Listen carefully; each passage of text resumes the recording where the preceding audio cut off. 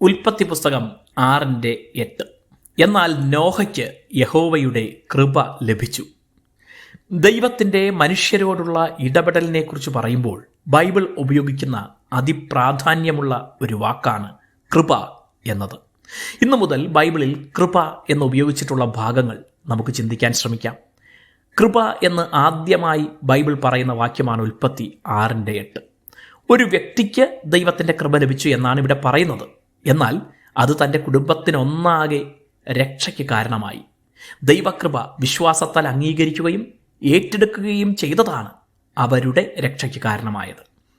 ഹെയിൻ എന്ന എബ്രായ വാക്ക് ആണ് കൃപ എന്ന് പരിഭാഷ ചെയ്തിട്ടുള്ളത്. അതിൻ്റെ അർത്ഥം പ്രസാദം, അംഗീകാരം, സ്വീകാര്യത എന്നൊക്കെയാണ്.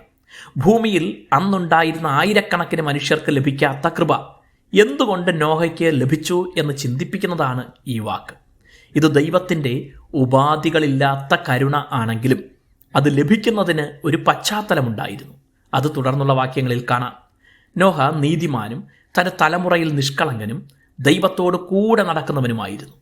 തനിക്ക് കൃപ നൽകുമ്പോൾ അത് ഉപകാരപ്പെടുമെന്ന് ദൈവത്തിന് ബോധ്യമാകുന്ന ഒരു ജീവിതമാണ് നോഹ നയിച്ചത്.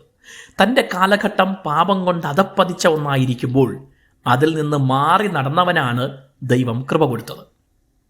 എന്നാൽ എല്ലാവരും ഇതുപോലെ ആകണമെന്നില്ല.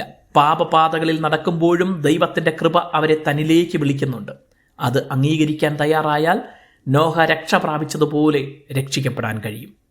നാം ദൈവകൃപ യേശുക്രിസ്തുവിലൂടെ പ്രാപിച്ച് രക്ഷിക്കപ്പെട്ടവരാണ്. എന്നാൽ ഈ രക്ഷാനുഭവത്തിൽ അനുദിനം വളരണം. ദൈവകൃപയിൽ ഓരോ ദിവസവും നിലനിന്ന് ദൈവത്തിന് ഹിതകരമായ ജീവിതം നയിക്കണം. നോഹയ്ക്ക് ലഭിച്ച കൃപ ഭൂമിയെ മൂടിയ ന്യായവിധിയിൽ നിന്ന് തന്നെ രക്ഷിച്ചു. എന്നാലും പിന്നീട് അദ്ദേഹം മരിച്ചു. എന്നാൽ യേശുക്രിസ്തുവിൽ കൃപ പ്രാപിച്ചവർ മരിച്ചാലും ജീവിക്കും. കൃപ നമ്മെ നിത്യജീവനിലേക്ക് നയിക്കുന്നു. ദൈവം നമ്മെ അനുഗ്രഹിക്കട്ടെ.